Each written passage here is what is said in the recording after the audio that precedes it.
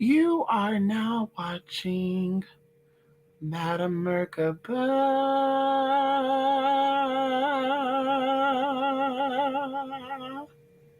Well, I don't want to hold you up any longer than what I have to.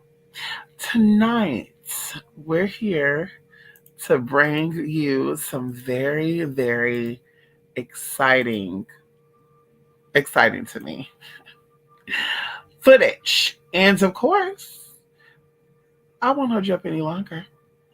Let's jump right into it. Thank you for stopping by here, honey. Kick off your shoes, relax your feet, party on down. Okay, let me stop.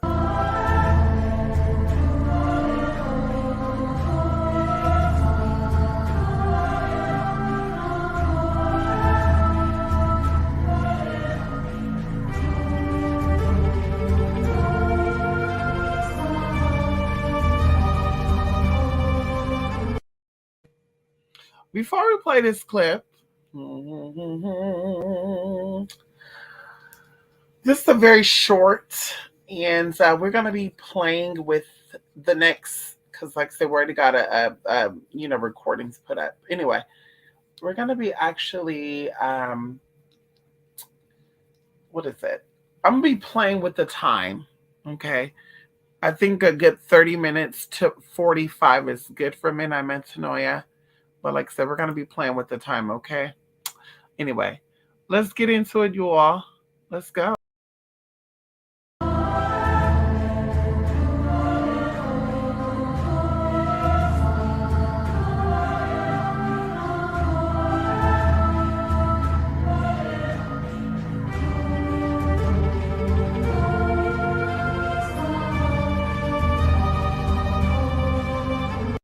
Hello, everybody, and thank you for coming back to share another exciting episode with me of Midnight Metanoia 555 podcast. Of course, it is Madam Merkaba, and I'm actually stopping through here very quickly but efficiently because I said I'm going to try to keep these episodes under 30 minutes. So that way, it kind of leave room for conversation the next time we meet up, right? And I want to do some type of live on the Midnight Metanoia episodes where we kind of recap some of the things that we talked about in previous episodes. And of course, we'll discuss that down the line. But either way, tonight's episode or today's episode depends on when you watch this, how you watch this, is about Ambrose Bierce. Now,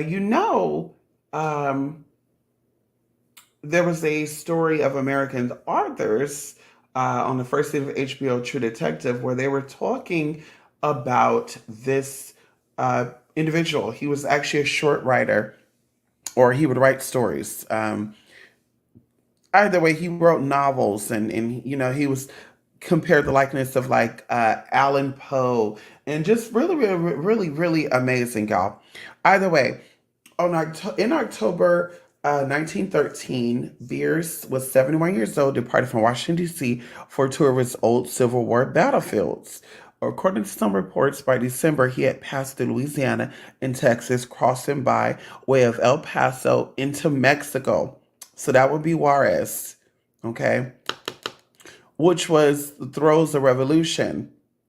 He joined Ponce Villa's army as an observer, and in the road he witnessed the Battle of Tierra Blanca.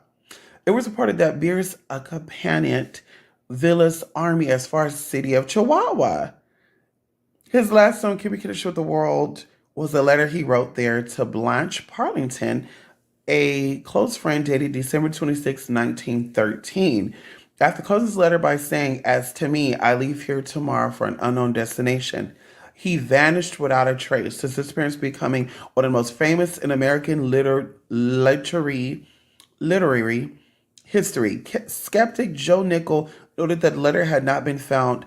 All that exists was the notebook belonging to his secretary and companion, Carrie Christensen, included that Bierce deliberately concealed his true whereabouts when he finally went to selected location in the Grand Canyon and committed suicide. There was an official investigation by U.S. consular officials of the disappearance of one of its citizens. Some of the Vilas men were questioned at the time of disappearance and afterwards with contradictory accounts. Pancho Villa's representative of the U.S., Felix A. Sommerfeld, was contacted by U.S. Chief of Staff Hugh L. Scott, and Sommerfeld investigated the disappearance. Bierce was said to have been last seen in the city of Chihuahua in January.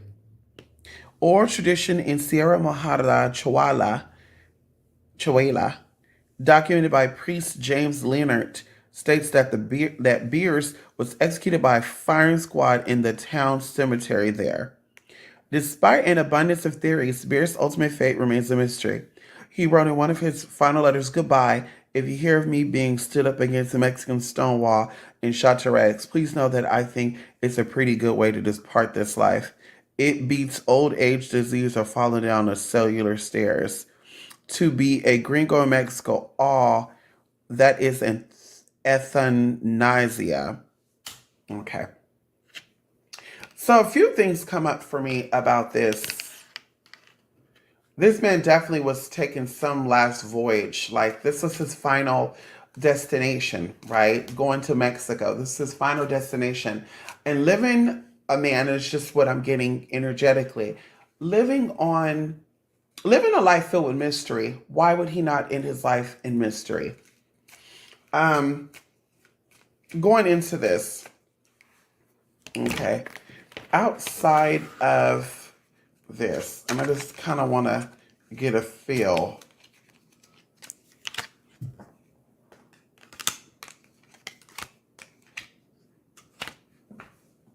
Very, very, very, very interesting. There's a lot of two energy around this. Okay. So October 1913 and then December the 26th of 1913, but something comes up for um, February of 1914.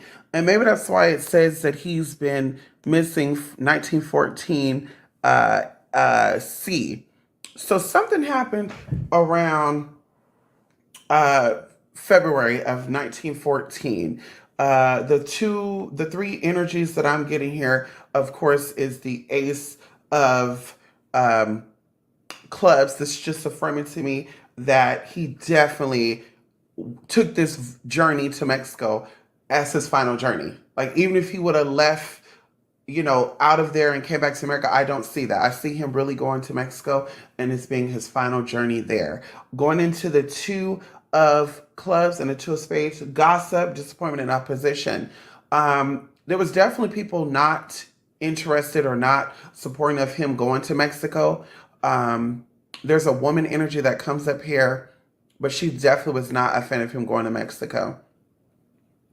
Going into the Two of Spades here, I am seeing once again gossip, changes, and some type of betrayal. Um, there is something very interesting here that comes up, and I'm going to confirm it.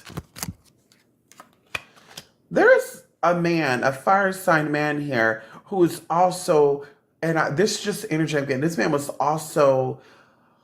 Um, this man was also an American, like he was a gringo, sort of say. And this man actually was on some sneaky, shady shit and actually ended up getting Bierce caught up in some stuff. Which led to his demise. No, I'm not sensing suicide here, but he definitely was murdered. Definitely was murdered. Um, and this guy actually knew. This guy actually knew this other gringo guy, this other fire sign guy. He actually knew that Mr. Bierce was going to have his last little experience there in Mexico. So he kind of took advantage of it. Um, Once again, this was not a suicide. This was actually a murder. He actually was murdered. Someone actually murdered him. Um, and he was okay with that either way. I don't see or feel anything. Yeah. He was okay with it. Um, Now, unknown circling energy. Once again, this fire sign energy comes up again. Okay, we have the three of hearts, and the seven of spades. Three of hearts deals with being cautious, so he was definitely warned about this gringo guy, this other American white guy, this other white American guy in Mexico. And there's a woman, like this woman knew about this whereabouts. And the crazy thing about it is, I feel like this woman is in America. I don't feel like this woman was in Mexico, but she's also American. Okay, and then going into the seven of clubs, once again, we're dealing with loss of friendship. This is something, being betrayed, ultimately betrayed, ultimately betrayed. I do feel like there was money involved. This man was definitely paid off. The perpetrator, um, and this man was a very handsome man too.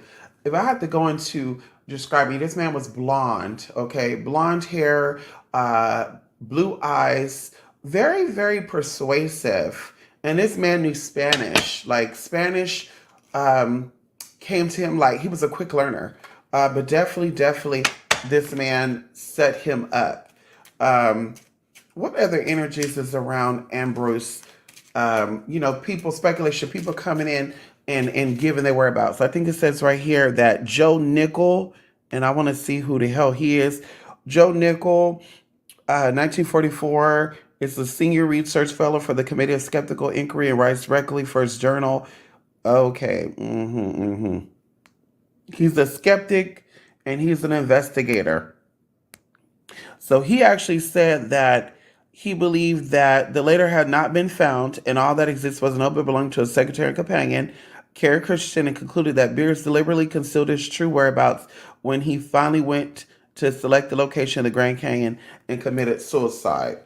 Yeah, no, this guy was actually in Mexico. He was not in the Grand Canyon. He was actually in Mexico. Um, what I want to know is what do Joe Nichols really know? Joe Nickel really know what's going on. Is he keeping something, or is he hiding something, or is he being honest about some stuff? So definitely, there's an air sign older male energy that comes through. I'm not sure when Joe Nichols' birthday is. Let's see if it's gonna show. Nope, it said he was born December the 1st, 1944. So there's definitely an air sign older male here that Joe Nickel is definitely aware of. Going into four of clubs here, illnesses and broken promises. Going into nine of diamonds. And so he got his information from this air sign man. There's another air sign man that Joe Nichols connected to going into his investigation that Air Nichols, or Joe Nichols, excuse me, is connected to. Going into the nine of diamonds, surprise and money, new business opportunities, and restlessness. So once again, he is aware of, Joe Nickel is aware that Mr. Bierce was actually his murder case dealt with money. Even going into him actually believing that he committed suicide, it still involves money. And Mr. Joe Nickel is aware of that. He knows that he actually believed that. And I wish they would have went more into Mr. Joe Nickel's opinion, but definitely, once again, his death definitely is not a mystery one. He willingly went to Mexico. Once again, he was definitely set up by another gringo, okay, and definitely met his demise. Once again, I don't feel like there's any type of suicide. He actually was murdered there in Mexico, honey. Mexico. Let's see. Will this ever get closure? Will this case ever be closed?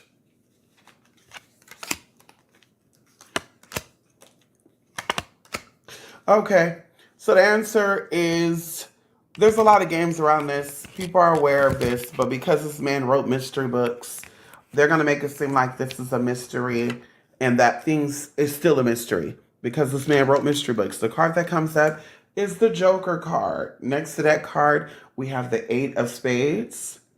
And we also have the Ace of Diamonds. We know when it comes to Ace of Diamonds is dealing with business, okay? News about money, a letter. So this keeps up with the storyline. This is why they're going to make it seem like this man, there's a lot of mystery around this, and there's really not. There's no mystery around this, honey. Okay? Going into the Eight of Spades. Okay? The Eight of Spades talk about trouble, disappointment, friends laying you down, and cancellation. Once again, that's the bottom line. So I feel like they're not going to let this be resolved until they feel like this game is over. Once again, it is selling because it is a mystery. And this man wrote books. This man, so it's like a mystery on top of a mystery. But there's nothing really mysterious about this case, honestly. And I just want to kind of put that to rest. So, personal life. It says that he married on December the 25th. No. Okay. Okay. Let me see. Oh, he was born June the 24th of 1842. So he was a Cancer. Interesting. Anyway, that finishes for this episode of Midnight Metanoia 555 podcast. Of course, there's anything you want to add into this, you can always comment below and tell me what's on your mind. Okay? Until the next time, you guys, please take care and always, always, always be good to yourself. I don't know why I said there's no special ending. Anyway, y'all, bye for now. Love and light. Well, that episode is actually pre-recorded. I'm reading the comments right now. This is going to be some kind of tea for me because now I'm thinking for future, we could do pre-recorded, and then when I do the live like this, this could be like a part 2 to that. Oh my God, that's what we're going to do. So when it's just a scheduled live, it's just going to be a scheduled live. When I'm actually here, it'll say like Midnight Metanoia, blah, blah, blah, 2.0. So you're going to see the original footage, and then I'm going to come in and go behind it and do something here based on the questions that people are asking. So if you actually look him up, it'll show you the part of Mexico he's in, because I don't remember. This was back in September when we did this. Back in September, so it'll go into that. Going into kids, that's a very good question. Like I said, questions like that could be asked when I actually present it, because I don't think of those questions while I'm doing it. I think what I'm gonna start doing too, moving forward, when I get into the Midnight Metanoia, I think I'm just gonna let things come up. I'm not even gonna verbally ask questions. I think I'm just going to pull whatever energy is coming up and address that energy and keep it moving. And even if the energy is crazy or whatever, people could look back and they can piece their own stuff together. So that way, I could just get it out. Because things ain't coming up and it'd be so much. And I'll be sitting here trying to filter through this, not even mentioning, not even going into just ideas that come up too. Like I gotta filter what I'm feeling versus what I'm thinking. And that is the difficult part, I think, when you're doing readings for people. Because you gotta let your opinions and stuff exit out. And now you're opening yourself up to channel spirits or energies to tell a story to you. Really amazing, honey. Love and light. Yes, honey. Well, listen, it's over now. But what we're gonna start doing is, that's what I'm gonna do, Jay. Because of course she had questions while I was playing, and I'm like, that'd be the 2.0. That'll be the 2.0. I want to try to stick to doing Midnight Metanoia on Monday, as I mentioned before. Stick with it being only on Mondays. I love it'll be MMM. Midnight Metanoia on Mondays at midnight. Oh, come on in here. So anyway, next episode will be a little different too. Okay. If you're into, old mystery stuff, I think you'll like this one. and the next one we're gonna do. And then there's another one that came up that I'm actually gonna probably record over the weekend. I'm probably gonna get some more teas out there. But anyway, we're excited about it, honey. Yes, honey, yes. Anyway, yes, love and light, honey. I'm relaxed myself, honey. Woo. It's getting cold. I want to plug this warm blanket in, turn this heater on for a little bit, and relax. Anyway, thank you so much for coming by, Jay. And Frenchie Ditsy. Yeah, I never seen you before. Come on here, Frenchie. Ow, finally caught alive. Should do some scary ones. You gotta let me know what scary ones, honey. Like double mysteries. Oh, huh. What would double mysteries be? Huh.